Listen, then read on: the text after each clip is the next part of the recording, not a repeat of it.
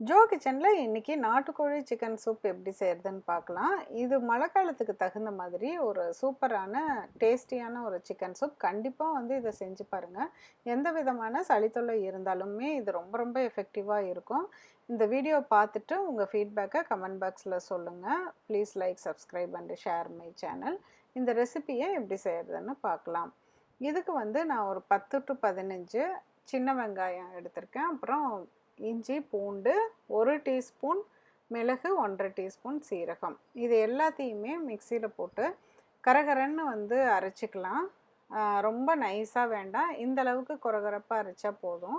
இதை தனியாக எடுத்து வச்சுக்கலாம். இப்போ வந்து ஒரு குக்கரில் கிட்டத்தட்ட ஒரு 1 லிட்டர், 5 கப்புன்னா 1 லிட்டர் வாட்டர் வந்து நான் ஊற்றிருக்கேன். தண்ணி வந்து எடுத்து குக்கர்லேயே அப்படியே எடுத்துக்கலாம். எடுத்துட்டு இப்போ வந்து இது போன் ஸ்கின் எல்லாம் ரிமூவ் பண்ணல, போன் சிக்கனாகவே வந்து போடுங்க. இதுவும் வந்து ஒரு 350 கிராம் கிட்ட இருந்துச்சு. இப்போ அந்த சிக்கனையும் அந்த தண்ணி கூட சேர்த்திட்டு அந்த அரைச்சி வச்சுருக்க அந்த மசாலாவையும் போட்டுக்கலாம். அப்புறம் மஞ்சத்தூள், மிளகாத்தூள், கொத்தமல்லி தூள், இது எல்லாமே ஒரு அரை டீஸ்பூன் தான் நான் போட்டிருக்கேன். அப்புறம் கொஞ்சம் உப்பு, அதையும் வந்து இது கூடயே சேர்த்திக்கலாம். இது எல்லாத்தையுமே ஒன்றா போட்டு ஒரு கலக்கி விட்டுட்டு குக்கரை வந்து இப்போ க்ளோஸ் பண்ணி வச்சிடலாம்.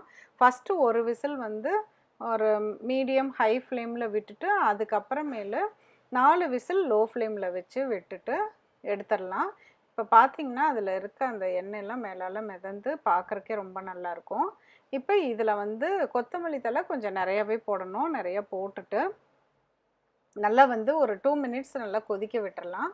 கொதிக்க விட்டோன்னா அந்த ஃப்ளேவர்லாம், கொத்தமல்லி தழையோட ஃப்ளேவர்லாம் இதில் இறங்கிரும். ரொம்ப ரொம்ப டேஸ்டியான சூப்பரான நம்ம நாட்டுக்கோழி சிக்கன் சூப் ரெடி ஆயிடுச்சு.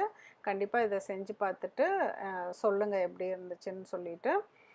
மீண்டும் ஒரு புதிய ரெசிபியோடு சீக்கிரம் உங்களை மீட் பண்ணுறேன். தேங்க்யூ.